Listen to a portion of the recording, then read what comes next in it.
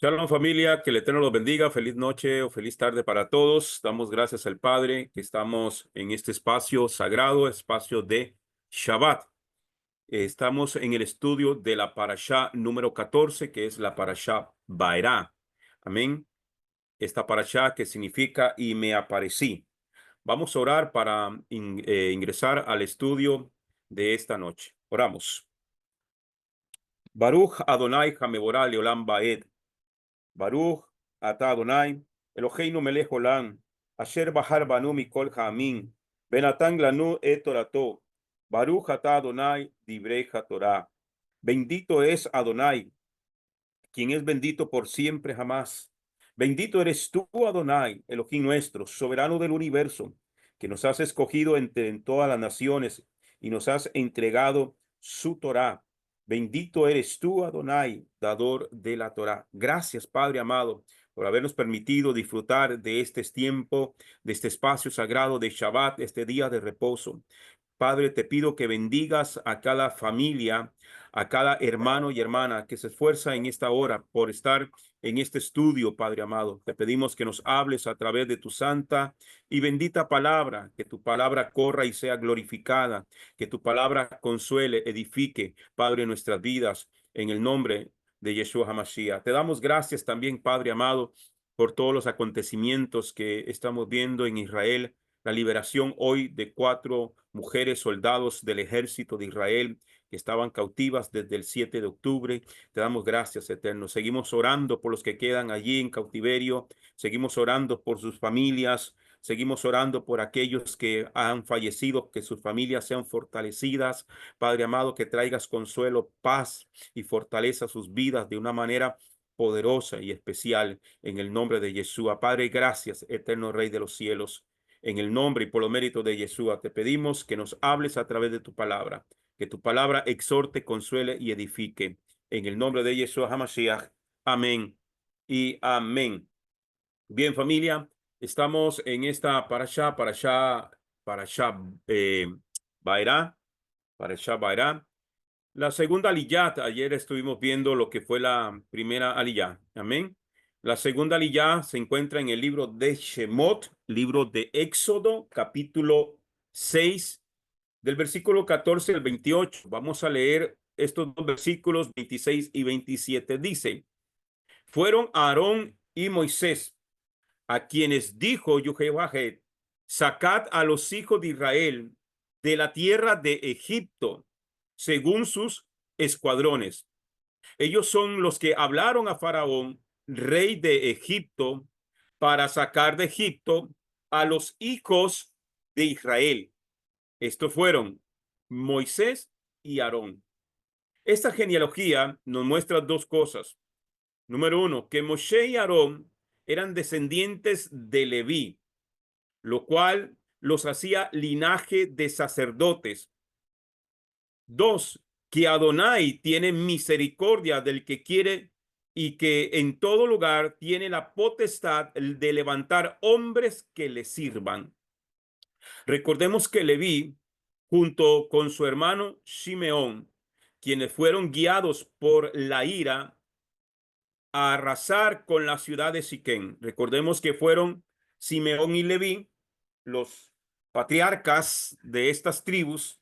Amén. Cuando Dina, su hermana, fue abusada por el hijo de Siquén en la región de Siquén, eh, Hamor, entonces ellos, hermano, en ese deseo de venganza, mataron toda una población. Y por este pecado que causó vergüenza a Jacob, fueron que perdieron derechos también dentro de la línea de la primogenitura. Recordemos que Rubén, que era el primogénito, no se le fue otorgada la primogenitura por cuanto él se había acostado con una de las mujeres, de una de las concubinas de su padre. Y esto le hizo perder sus derechos de primogenitura. Los que seguían en el linaje eran Simeón y Leví, pero ellos también por ese motivo perdieron los derechos de primogenitura, quienes eran los segundos y terceros en la línea de nacimiento. Por lo tanto, El cuarto en la línea de nacimiento fue Judá. Y entre Judá y los hijos de Joseph fue que Jacob distribuyó los derechos de primogenitura. ¿Ok? Pero aquí vemos que a pesar de todo esto, cuando realmente una persona, amados hermanos, vienen a un arrepentimiento, aún así el Señor no se olvidó de ellos. Amén. Recordemos que Leví, junto con su hermano Simeón, quienes fueron guiados por la ira a arrasar con la ciudad de Siquén. Una de las enseñanzas que podemos rescatar es la unidad y el trabajo de los hermanos, símbolos constantes de nuestro ejad o unidad con el Eterno. Esta referencia también la expresó nuestro Adón Yeshua en Lucas capítulo 10, versículo 1. O sea, Simeón y Leví estaban en Ejad. Ejad, esa palabra Ejad, que se traduce como unidad, ¿verdad? O único, unidad, es un anhelo y un deseo del Eterno para nuestras vidas, que estemos en unidad. Cuando habla de unidad, habla de un mismo sentir, de un mismo espíritu, todos trabajando con un solo propósito. A veces hay ejad para las cosas malas. Hay una unidad, esa ejad para las cosas malas. En este caso, Simeón y Leví tenían un ejad, tenían una unidad, un mismo sentir, un mismo pensamiento, un mismo espíritu para trabajar en un solo propósito. Pero era para lo malo. Pero el Eterno quiere que nosotros tengamos un mismo sentir, un mismo espíritu, para un solo propósito, para lo bueno. ¿Cuándo fue que vino el derramar del espíritu allá en el libro de los Hechos? Dice cuando estaban todos unánimes juntos. A veces, hermano, estamos reunidos en un mismo lugar, pero no tenemos el mismo pensamiento, no tenemos el mismo espíritu, no tenemos el mismo propósito. Entonces, no es simplemente reunirnos por reunirnos, sino tener esa esa unidad, ese mismo propósito, ese mismo fin. ¿Ok? Entonces, y eso es lo que Yeshua hace referencia. Amén. En Lucas capítulo 10, versículo 1, dice: después de estas cosas, Yeshua escogió de entre sus talmidín a otros 70, a quienes envió delante de él de dos en dos a toda región y ciudad donde él habría de ir. O sea que él escogió y los envió de dos en dos, con el mismo sentir, con el mismo espíritu, con el mismo propósito. Lo vemos también cuando el Eterno le dijo a Moshe, escoge 70 varones dentro del pueblo, de los cuales yo tomaré de tu espíritu y los pondré en ellos. ¿Qué significa poner de tu espíritu en los otros?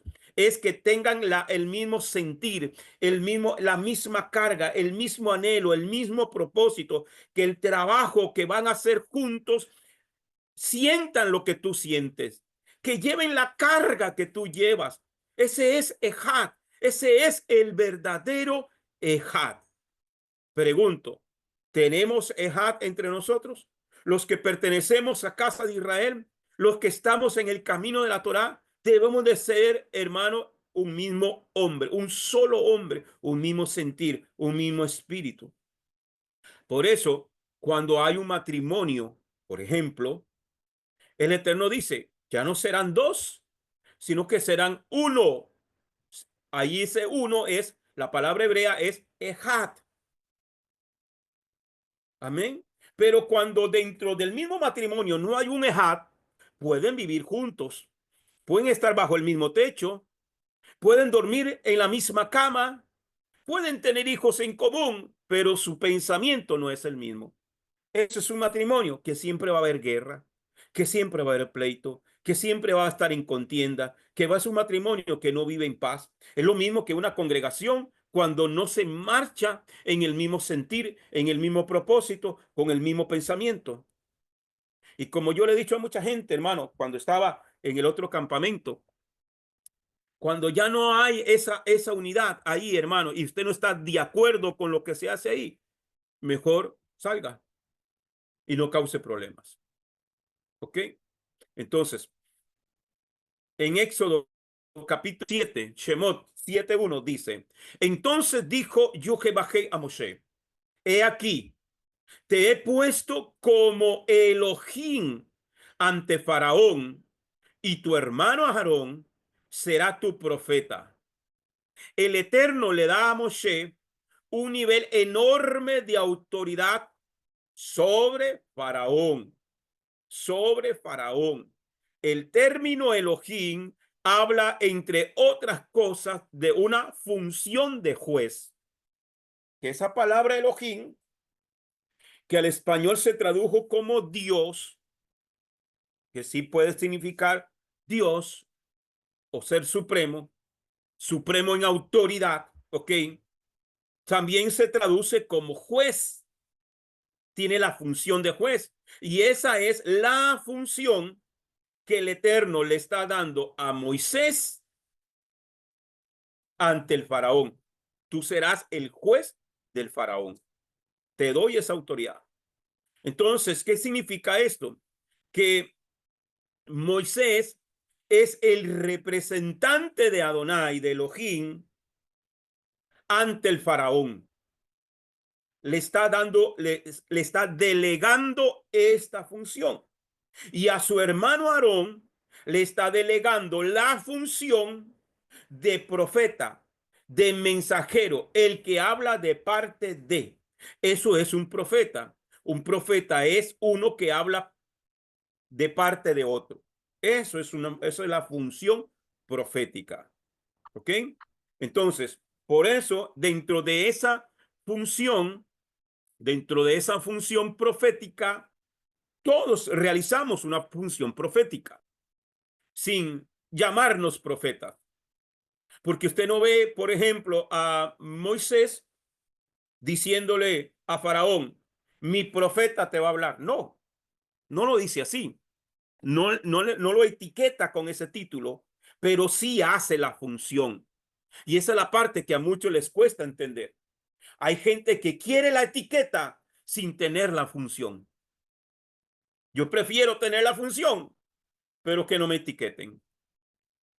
Espero que me estén entendiendo. ¿Ok? Entonces, el Eterno le da a Moshe un nivel enorme de autoridad sobre Faraón. El término Elohim habla, entre otras cosas, de una función de juez. Es decir, que Moshe había recibido la autoridad de emitir juicio sobre Faraón y designa a su hermano Aarón como su vocero. Eso es un profeta, un vocero, uno que transmite el mensaje. Este comentario es lo más sano en cuanto a interpretaciones con respecto a la palabra Elohim. En este pasaje quiere decir Dios. Dependiendo de la traducción que usted vaya a leer en la Biblia, no le dice Elohim, sino que le dice Dios. Tú serás Dios para Faraón. En el lenguaje hebreo, solo está dando un nivel de supremacía. No es que es Dios, ni que será un Dios para Faraón como tal, lo entendemos nosotros en el contexto en el español. No, le está dando el nivel de supremacía. ¿Qué le está diciendo? Te estoy poniendo por encima de Faraón en autoridad para este trabajo. Esta palabra Elohim en hebreo corresponde al Strong H430 y entre sus significados están las de jueces, poderosos, magistrados, magnate, ídolo, rey, entre otros términos que puede significar esta palabra. El hebreo, hermano, y ahora que estamos introduciéndonos un poco más al estudio del hebreo, una sola palabra, es más, una sola letra, tiene infinidad de significados. Por eso es que hay que estudiar la escritura desde su contexto hebraico para poder entender el mensaje que dicen las escrituras. ¿Ok? Entonces, por ejemplo, en Salmo, Tejilín, libro de los Salmos, capítulo 82, versículo 6 dice, yo dije, vosotros sois Elohim, dioses, jueces, y todos vosotros hijos del Altísimo. Ani amarti Elohim eten. Ubne Elillón Kulejim. Eso es en el hebreo. Pero aquí, entonces hay gente, por ejemplo, que agarra el salmo en el español, en la traducción al español, y en la traducción, la Reina Valera del 60, por ejemplo, te va a decir, vosotros sois dioses. Y entonces viene alguien que no estudia el hebreo, que no estudia el contexto original, y se cree un dios. Como un loco que apareció por ahí diciendo que él es Jehová Junior, porque no entiende el hebreo. ¿Y a quién se le estaba dirigiendo? ¿A quién se le estaba diciendo? ¿A quién se dirigió el Eterno cuando, por ejemplo, en el Salmo 82:6? A Israel. A Israel. Porque es Israel el que va a juzgar a las naciones. Todos los discípulos de Yeshua fueron como Elohim. Juan capítulo 10, versículo 34 al 36. Evangelio de Johanán. Evangelio de Juan, capítulo 10, verso 34 al 36. Yeshua les dijo, ¿no está escrito en vuestra Torá? He dicho, ustedes son Elohim. Y está haciendo referencia, Yeshua está citando el salmo que le acabo de leer, el Salmo 82 del 1 al 8. Yeshua está citando la Torá. Yeshua está citando el Tanaj. Yeshua está citando el Tanaj. Denme un segundito, hermanos, por favor. Denme un segundito. Ya vengo.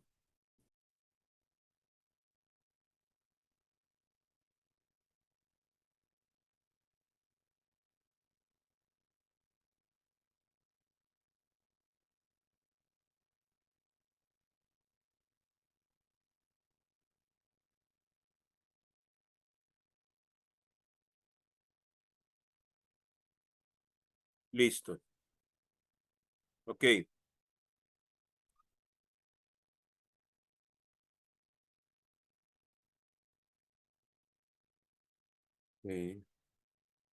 Entonces, denme un segundito por a ver si estoy grabando.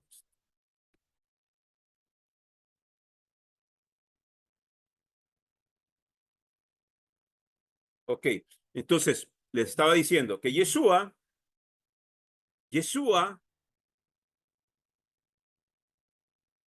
dice, versículo 34, Juan 10:34. Yeshua les dijo, ¿no está escrito en vuestra Torá? He dicho, ustedes son Elohim. Si él llamó Elohim a esos hombres porque la palabra de Elohim estaba con ellos y la escritura no puede ser destruida.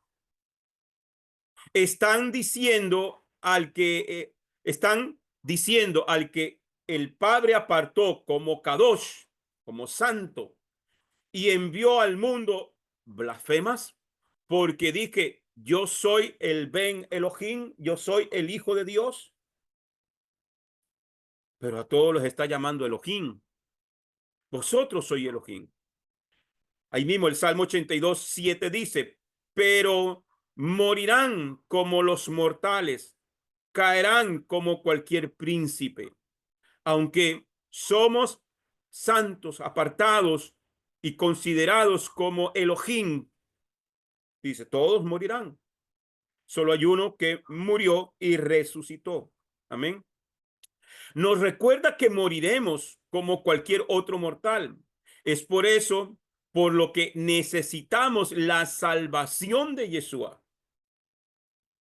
Pueden ser Elohim, pero van a morir porque es un nombramiento, es una función. ¿Ok?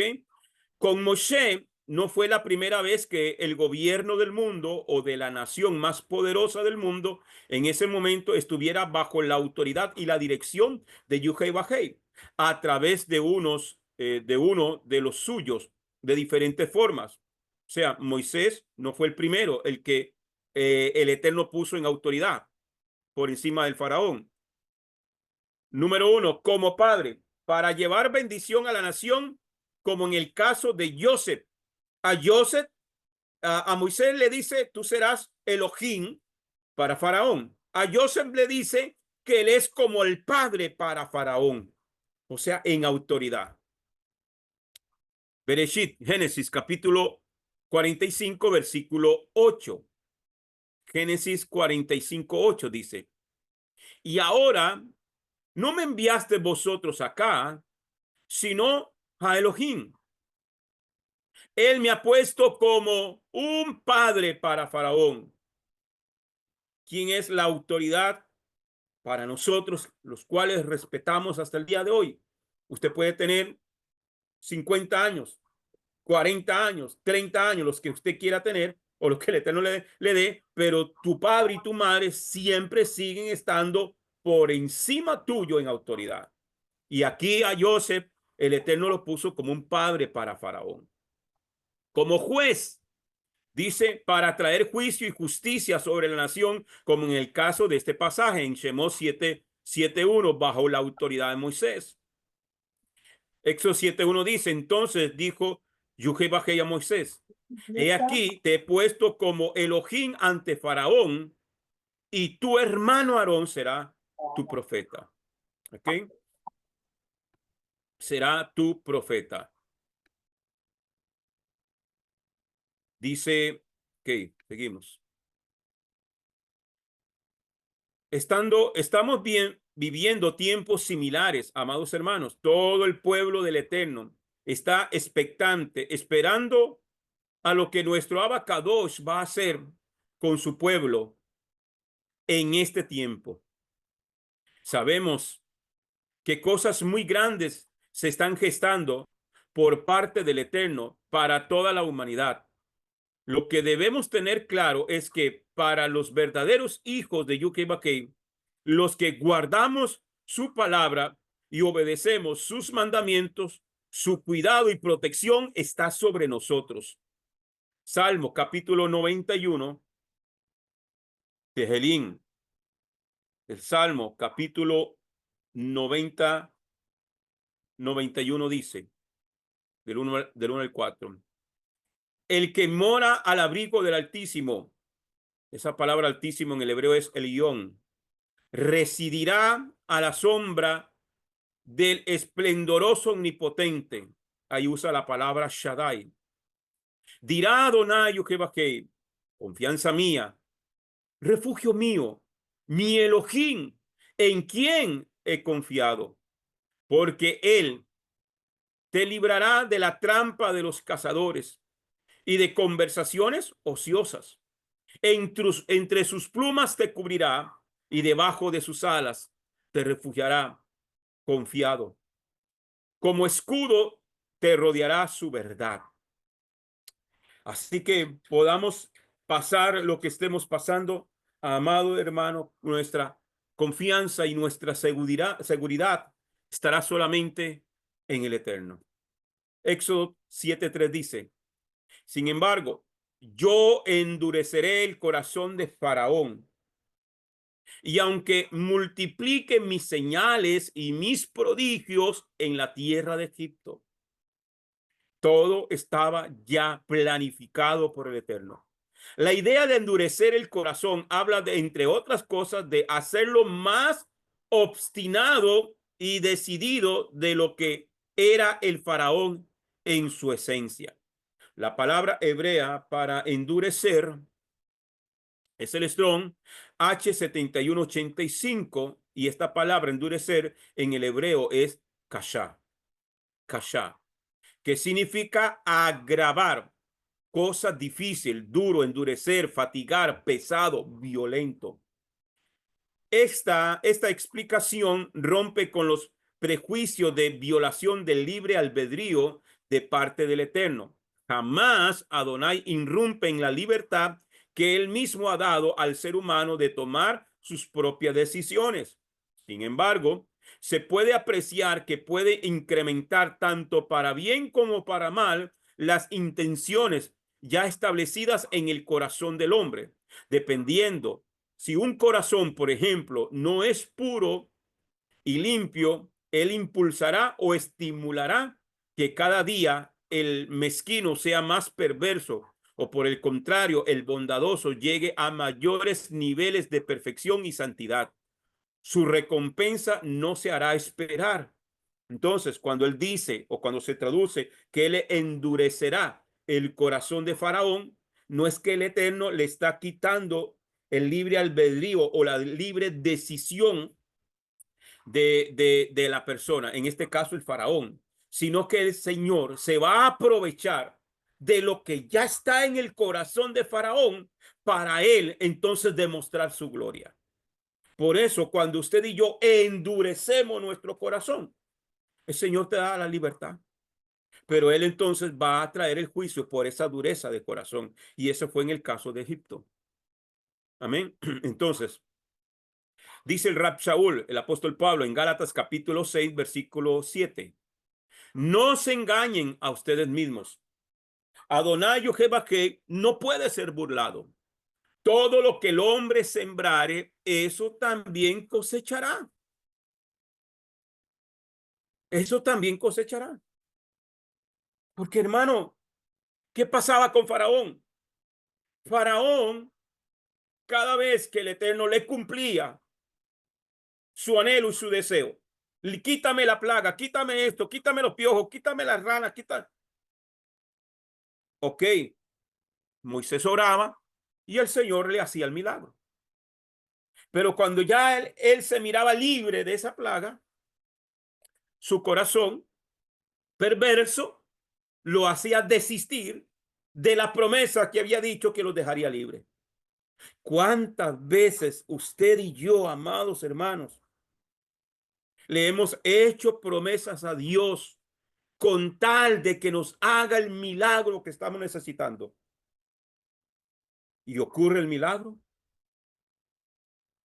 y tiramos por tierra el plan y el propósito que teníamos. Y entonces lo que le dijimos al Eterno, no lo cumplimos. Por eso es que está escrito, cuando hagas promesas al Eterno, no tardes en cumplir. Y ese es, hermano, porque todo lo que sale de nuestra boca o lo disponemos en el corazón y no lo cumplimos, ya, hermano, eso se convierte en trampa para nosotros mismos. Se convierte en pecado. Estamos quebrantando una palabra, una promesa al Eterno. Dice en Proverbios capítulo 26, libro de Mishle, Proverbios 26:2, como el revolotear del gorrión o la golondrina en su vuelo, la maldición no vendrá sobre alguien sin causa. Y entonces mucha gente, pero ¿por qué me vino esto? ¿O por qué esto? ¿O por qué lo otro? ¿Por qué me pasa esto a mí? Hermano, hay que examinarnos y hacer un examen de conciencia puro y genuino, porque la maldición no viene sin causa, no viene sin causa. Algo hicimos o dejamos de hacer, porque muchas veces, hermano, no es por lo que hacemos, sino por lo que no hicimos, ¿cierto? Ahí se lo dejo para que ustedes mediten, amados hermanos. Cuarta lilla, rápido. Shemot capítulo 7, versículos 8 hasta el 8:6. Vamos a leer, dice Shemot 7, Éxodo 7, versículo 8 al 10. Y Yuhei Bajei había hablado a Moisés y a Aarón diciendo, cuando Faraón os hable diciendo, haced vuestro prodigio, entonces dirás a Aarón, toma tu vara y échala delante de Faraón. Se convertirá en serpiente. Llegaron pues Moisés y Aarón delante de Faraón e hicieron como había ordenado Jehová, y echó Aarón su vara ante el rostro de Faraón y de sus siervos y se convirtió en serpiente. Y se convirtió en serpiente. Esto es uno de los temas profundos también, porque habría que estudiarlo a más profundidad. ¿Qué clase de serpiente fue? Pero eso es tema para otro día. ¿Ok? Es interesante resaltar el hecho de que la serpiente, eh, el hecho de la serpiente y de la vara que se convierte en serpiente, en Shemot capítulo 4, versículos 2 y 3, en tierra santa y enfrente de la Shekinah de Yahweh, ahora también de frente a Faraón. Amén. Porque esta fue la primera señal que el Eterno, es una de las señales que el Eterno le hace a Moisés frente a la zarza. Amén. Y con esa señal iba a presentarse delante de Faraón. Y fue la primera señal que hace el Eterno delante de Faraón. En términos generales, se podría decir que la mayoría de los creyentes ha aprendido de manera errada la connotación de la serpiente en el relato bíblico. Sin embargo, hoy eso ha cambiado gracias al conocimiento de la Torá y de lo profético contenido en ella y el gran valor de las interpretaciones que realzan la misma escritura y sus propósitos. A nivel SOT, de los 4 niveles de interpretación de la Biblia, de interpretación hebrea, amén. El último nivel es el nivel SOT. Eso lo vamos a estar estudiando eh, en el desarrollo ministerial, en formación ministerial, perdón. En el grupo de formación ministerial vamos a llegar al punto de estudiar estos 4 niveles de interpretación. Así que para los que están en formación ministerial, esto lo vamos a aprender cuando estemos estudiando lo que es, se me escapó la palabra ahorita, los niveles de interpretación. Vamos a dejarlo ahí. Ok, entonces el cuarto nivel, que es el nivel SOT, que es lo secreto, lo oculto, amén. Lo que está ahí, que lo vemos pero no lo vemos, lo oímos pero no lo escuchamos. Entonces hay que conocer esos secretos, que es lo que el Eterno le dice al profeta Jeremías: clama a mí y yo te responderé y te enseñaré cosas grandes y ocultas que tú no conoces. Hay cosas dentro de la Torá, hay cosas dentro del Tanakh, hay cosas dentro de el mensaje del Eterno que son ocultos. Están allí, pero hay que escudriñarlos y hay que profundizar. Una de esos lo es, por eso se habla el nivel Sod, lo secreto o lo oculto.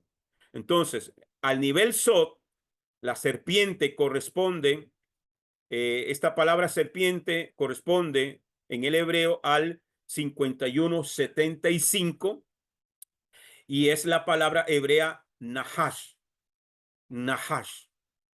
Y en la gematría tiene un valor numérico de 385. Usted sabe que las letras hebreas todas tienen un valor numérico. Entonces, el valor en la gematría de la palabra nahash o la palabra serpiente en hebreo es el 358, la cual tiene el mismo valor que la palabra Mashiach, por ejemplo. Y la palabra Mashiach es el Strong 4899, 4899. Y tienen el mismo, la palabra Mashiach y Nahash tienen el mismo valor numérico, 358. Esto nos abre la mente hacia otras interpretaciones al ver que el instrumento de autoridad de Aarón, su vara, se convirtió en serpiente, en Nahash, y devoró a las otras serpientes de los egipcios, enseñándonos con esto la supremacía de nuestro Mashiach, el Mesías de Israel, sobre cualquier otro que se levante entre las naciones, incluso dentro del mismo pueblo de Israel. Lo último en línea con la historia de nuestro pueblo, en la cual ha habido varias proclamaciones de Mesías diferentes a Yeshua. Sin embargo, sabemos que Yeshua es el verdadero Mashiach. Primera carta del apóstol Juan, primera de Juan, capítulo 5, versículo 20 dice: sin embargo, sabemos que el Hijo de Elohim está presente y nos ha dado entendimiento para conocer al que es verdadero. Y mediante su Hijo Yeshua, el Mashiach, estamos en el verdadero. Este es el Elohim verdadero y la vida eterna. ¿Ok? Entonces es a través de Yeshua y su espíritu conocemos lo verdadero. Amén. La plaga del agua convertida en sangre. Éxodo capítulo 7, versículo 15 al 17. Dice, Éxodo 7, 15 al 17. Ve por la mañana a Aarón. Ve por la mañana a Faraón, perdón. Cuando salga hacia las aguas y hazte un encontradizo con él a la orilla del Nilo, llevando en tu mano la vara que se convirtió en serpiente. Y di,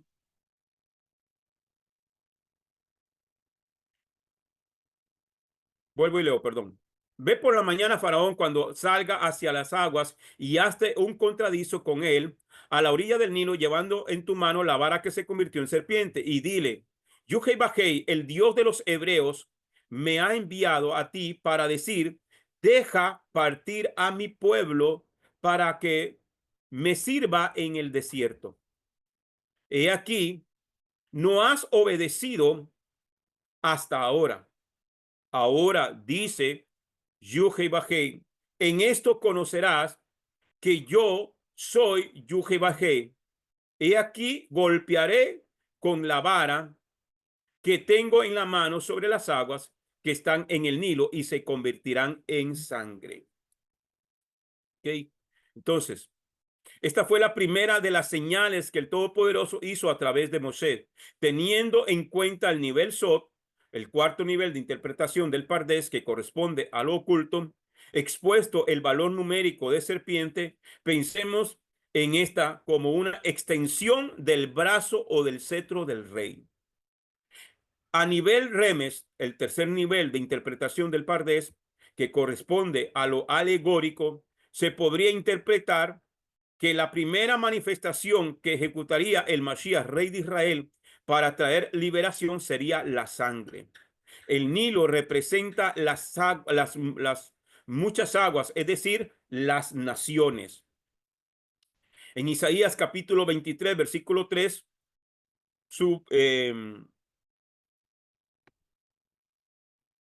su provisión procedía de las sementeras que crecen con las muchas aguas del Nilo y de las mies del río. Fue también mercado de las naciones. En forma profética es interesante, puesto que el Nilo es el único río en Egipto. En hebreo es el Strong 7883, que es Sinjor, que significa oscuro, turbio, penumbra, ennegrecer, que es lo que significa la palabra Nilo en el hebreo. El Mashiach es la luz para el mundo y a través de la sangre vendría la luz sobre las tinieblas. El río de oscuridad en medio de las naciones se convertiría en una fuente de luz manchada de sangre para dar vida a todos los moradores de la tierra. Nuestro deseo es verso tras verso, resaltar la figura profética del único protagonista de nuestra salvación, Yeshua HaMashiach.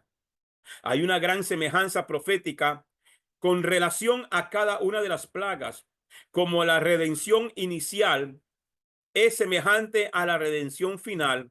Vemos una gran similitud entre las plagas que vinieron sobre Egipto y las plagas que vendrán sobre el mundo en los últimos tiempos.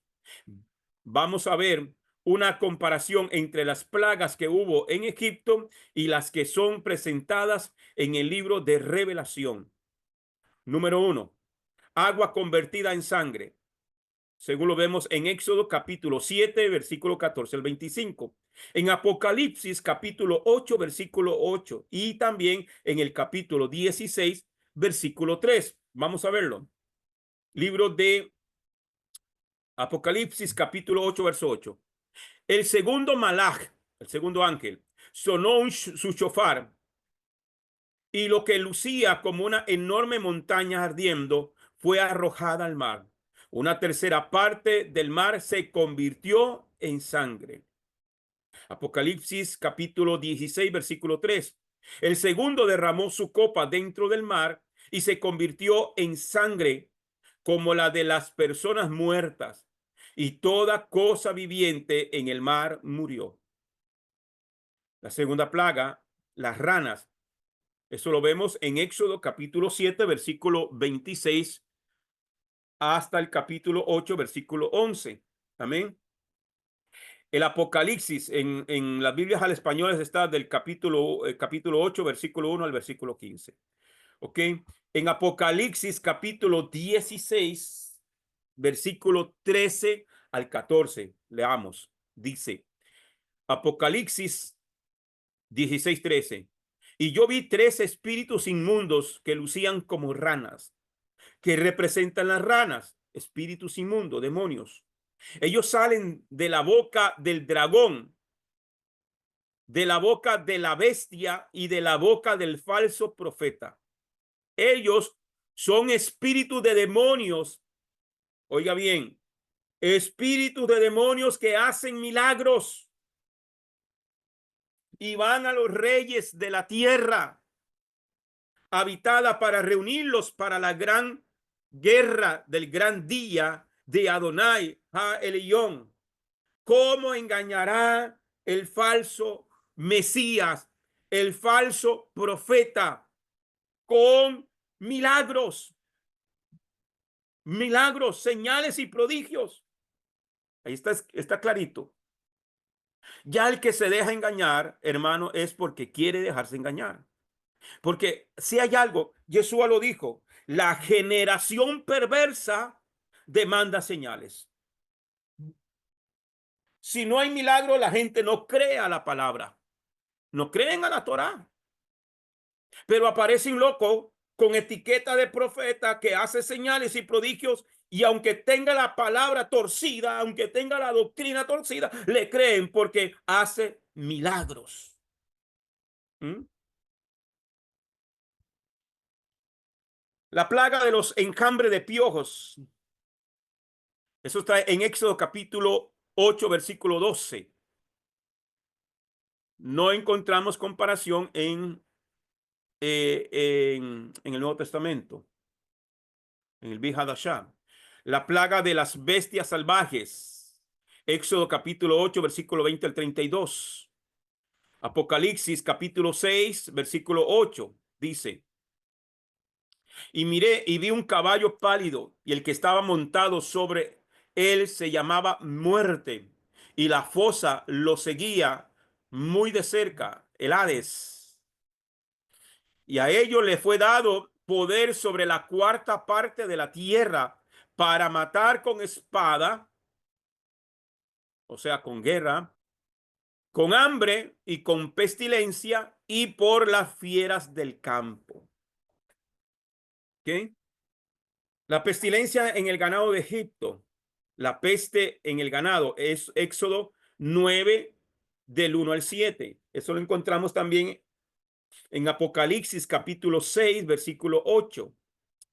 Dice, y miré y vi un caballo pálido y el que estaba montado sobre él, se llamaba Muerte, y la fosa le seguía. Esto es lo que vimos ahorita.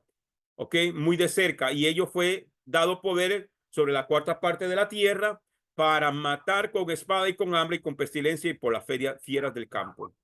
La número 6, las úlceras, Éxodo 9 del 8 al 12. En Apocalipsis lo encontramos en el capítulo 16, versículo 2.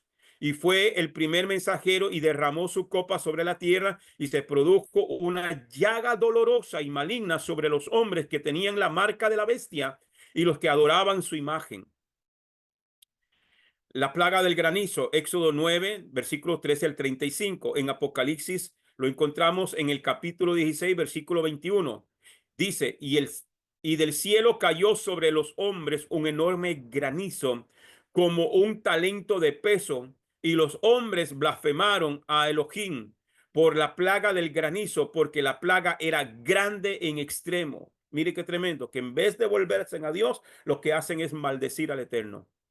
La plaga número 8, las langostas, Éxodo capítulo 10, versículo del 1 al 20. En Apocalipsis lo encontramos en el capítulo 9, versículo del 1 al 11. El quinto mensajero tocó la trompeta y vi que una estrella había caído del cielo a la tierra y se le dio la llave del pozo del abismo. Y abrió el pozo del abismo y subió humo del pozo como el humo de un gran horno. Y se oscureció el sol y también el aire por el humo del pozo. Y del humo salieron langostas sobre la tierra. Y se les dio poder como el poder que tienen los escorpiones de la tierra. Y se les dijo que no hicieran daño a la hierba de la tierra, ni a ninguna cosa verde, ni a ningún árbol, sino solamente a los hombres que tienen el sello de Elohim en sus frentes. Se les mandó que no mataran, sino que los atormentaran por 5 meses. Su tormento era como el tormento del escorpión cuando pica al hombre. Y en esos días los hombres buscarán la muerte, pero de ninguna manera la hallarán. Anhelarán morir y la muerte huirá de ellos. Estas famosas langostas, abro un paréntesis aquí, no es lo que a nosotros se nos enseñó.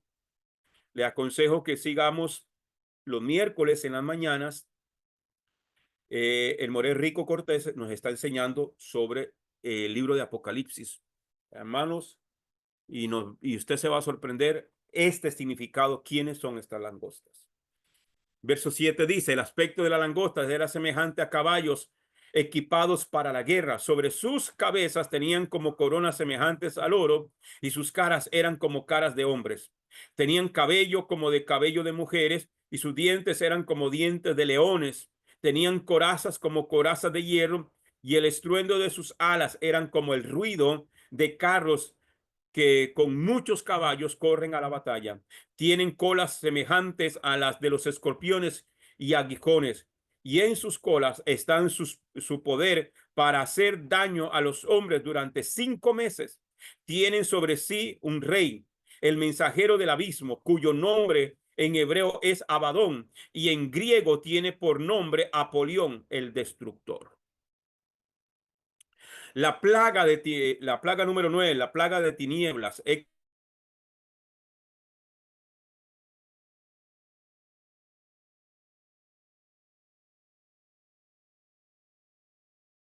Éxodo capítulo 10, versículo 21 al 29. Dice Apocalipsis, dice 6:12. Y miré cuando el sexto sello produjo un gran terremoto. El sol se puso negro como la tela de luto. La luna entera se puso como sangre. Apocalipsis 8:12.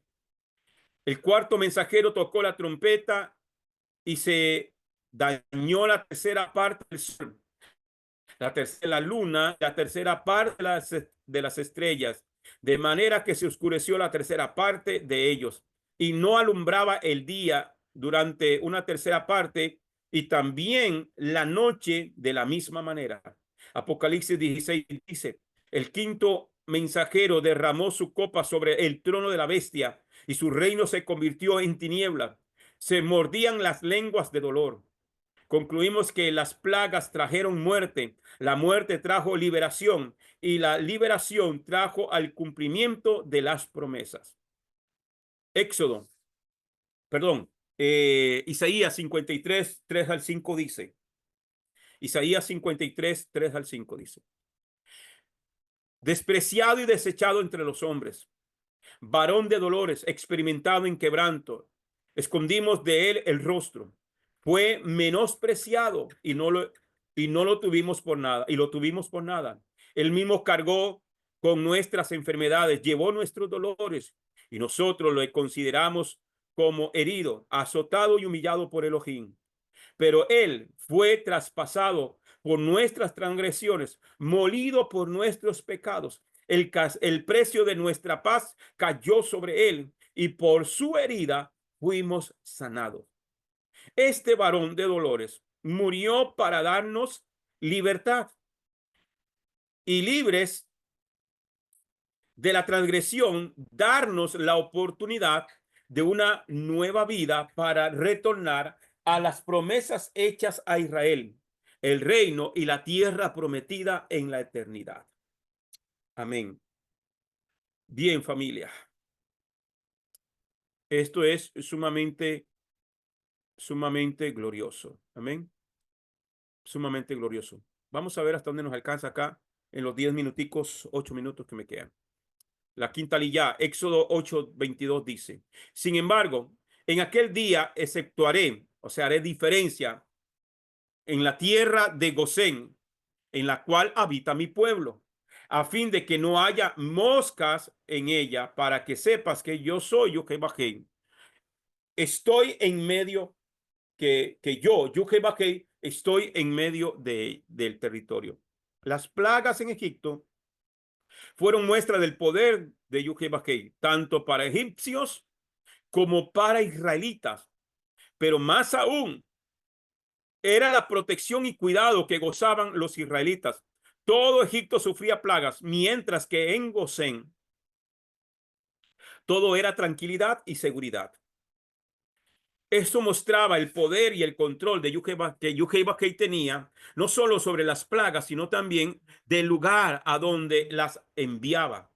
Esto nos debe llenar de tranquilidad, sabiendo que el Eterno guardará a los suyos de las plagas, si y solo si le aman y confían en él, guardando sus mandamientos. Es la única manera que el Eterno nos va a guardar de todo lo que viene para este mundo. Salmo capítulo 91, del 1 al 14 dice, tú que habitas a la sombra del Elyon, del Altísimo, pasas tus noches a la sombra del Shaddai, que dices a Yahweh, mi refugio, mi fortaleza, mi Elohim, en quien confío. Él te rescatará de la trampa del cazador y de la pestilencia de las calamidades. Él te cubrirá como los extremos de sus alas, y bajo sus alas encontrarás refugio. Su verdad es un escudo y protección. No temerás los terrores de la noche, ni saeta que vuele de día, ni pestilencia que ande en oscuridad, ni calamidad que inflinja destrucción al mediodía. 1000 caerán a tu lado y 10,000 a tu lado derecha, a tu mano derecha, pero a ti no se acercará. Solo mantén tus ojos abiertos y verás cómo los pecadores son castigados. Porque has puesto a Yahweh, el Altísimo, que es mi refugio, por tu morada. Ningún desastre te tocará, ninguna calamidad vendrá cerca de tu tienda, porque él ordenará a sus malachim que te cuiden y que te guarden a donde quiera que vayas. Ellos te llevarán en sus manos para que no tropieces en la roca.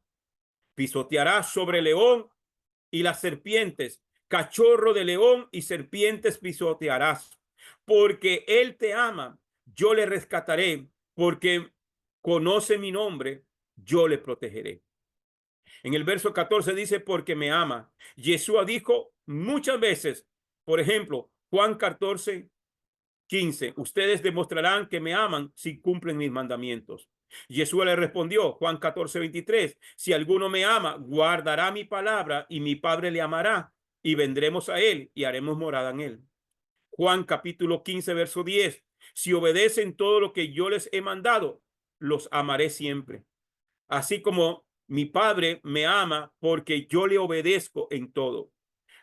Primera de Juan capítulo 5, versículo 3 dice, pues amar a Dios consiste en obedecer sus mandamientos.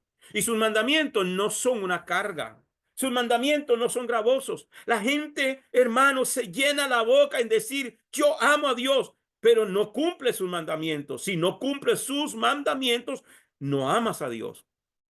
Para los que dicen que no hay mandamientos. Y esto está en el Nuevo Testamento, primera de Juan 5:3. Pues amar a Dios consiste en obedecer sus mandamientos, y sus mandamientos no son una carga. Esto nos demuestra que el cumplimiento de sus promesas, la cual se encuentra en su escritura, para que se haga realidad el Salmo 91 en cualquier otro pasaje de las escrituras, es necesario obedecer sus mandamientos. Sexta liyá, Shemot capítulo 8, versículo 23. Y yo haré distinción entre mi pueblo y tu pueblo. Para mañana será este prodigio. Adonai siempre hace distinción entre su pueblo y los demás pueblos, entre los que le obedecen y los que no obedecen.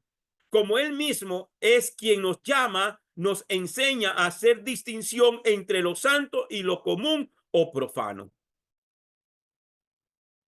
Por eso, hermano, es que hoy por hoy hacemos distinción entre el Dios que predica el sistema común o el sistema religioso y el Dios que habla la Torá. Por eso es que utilizamos los nombres originales hebraicos. ¿Por qué, hermano? Porque nosotros, el Eterno nos ha enseñado y nos está enseñando a hacer diferencia entre lo santo y lo profano, entre lo que le sirve a Dios y lo que no le sirve a Dios. Amén. Los que somos sus hijos y su pueblo, somos llamados a ser santos y mantenernos así. El mandamiento es nuestra distinción y no es, hermanos, simplemente guardarnos dentro de la congregación o delante de los hermanos o delante del pastor o delante de un líder. No, es siempre en tu casa, en la calle, en el trabajo, donde quiera que estemos, tenemos que hacer esa distinción entre lo santo y lo profano. Shemot capítulo 31.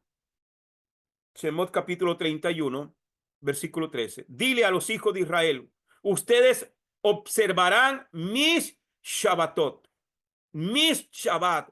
Ustedes observarán mis Shabbatot. Otra versión dice, ustedes guardarán mi sábado. Porque esta es una señal entre yo y ustedes por todas sus generaciones, para que ustedes sepan que yo soy Adonai Yehuvah, quien los aparta para mí. Esta es una señal, guardar los Shabbatot. Guardar el Shabbat es una ordenanza por todas las generaciones. Éxodo capítulo 8, versículo 25 al 26 dice, Faraón entonces llamó a Moisés y a Aarón y les dijo, id, haced sacrificios a vuestro Dios en el país. Pero Moisés respondió, no es correcto hacerlo así, porque sacrificaremos para Yahweh, nuestro Dios, lo que es abominación para los egipcios. Si sacrificamos lo que es una abominación para los egipcios delante de sus ojos, no nos apedrearían. Independientemente de las razones del carácter religioso que pudiéramos haber, la indicación era que el sacrificio debía hacerse en el lugar que el Eterno había establecido. Esto nos enseña que no siempre hacer las cosas que uno siente que es lo correcto está alineado con la voluntad de Elohim. Muchas veces queremos darle culto a Elohim de la manera que consideramos correcta, pero eso no siempre es lo que él quiere. Es muy común en el círculo cristiano decir frases como, no importa el día, lo importante es dedicar un día para él. Yo guardo el Shabbat del domingo. No, yo guardo el día de reposo en martes o en miércoles. No, Hay un día que Él estableció. Hay una forma que Él estableció. Hay una manera que Él dice que hay que hacerla. Entonces nosotros tenemos que hacerla de la manera que Él dice, no en lo que yo creo, yo siento, yo pienso, y menos decir, no, es que a mí el Espíritu me habló y me dijo que yo podía guardarlo en este día o que yo podía hacer esto de esta manera. Eso es lo incorrecto. Amén. Entonces, no siempre debemos dejar que los sentimientos o las emociones nos guíen. Guíate por lo que dice la palabra. No siempre que, hermano, no es que, mire, déjase guiar por el espíritu. Sí, pero ¿qué espíritu? Déjate guiar por la palabra. Ahí está el espíritu en la palabra. Pensar así puede convertirse en una excusa para no guardar el Shabbat, día determinado por el Eterno en su palabra. Corresponde a la determinación propia de conciencia particular o alineamiento cultural o religioso. Lo cierto es que ese día corresponde al séptimo día, día que el Eterno estableció para él, Shabbat. Contrario a lo que muchos creen, el domingo no es el día de reposo. Domingo es el primer día de la semana. Shabbat es el séptimo día. Lo anterior como ejemplo para entender todo esto debe hacerse como le fue mostrado a Moshe en el monte. Dice en Éxodo 25:40, mira que hagas de acuerdo al modelo que se te ha mostrado en el monte. En Hebreos 8:5 dice, pero donde ellos están sirviendo es solo una copia y una sombra de las cosas originales del cielo. Pues cuando Moshe estaba listo para erigir el Mishkan, el tabernáculo, Adonai le advirtió, ve y haz todo de acuerdo al modelo que te fue mostrado en la montaña. No hay otro modelo, hay uno solo y está en la Torá. Así que familia, tenemos que hacerlo como él dice. Amén. Así que vamos a dejarlo acá, hermano. Vamos a concluir porque tenemos también otra enseñanza ahorita. Y si hay alguien que quiera comentar algo, preguntar algo, amados hermanos, amén, de lo que vimos en esta preciosa parashá Vaerá. Amén. Y si no, pues oramos y despedimos.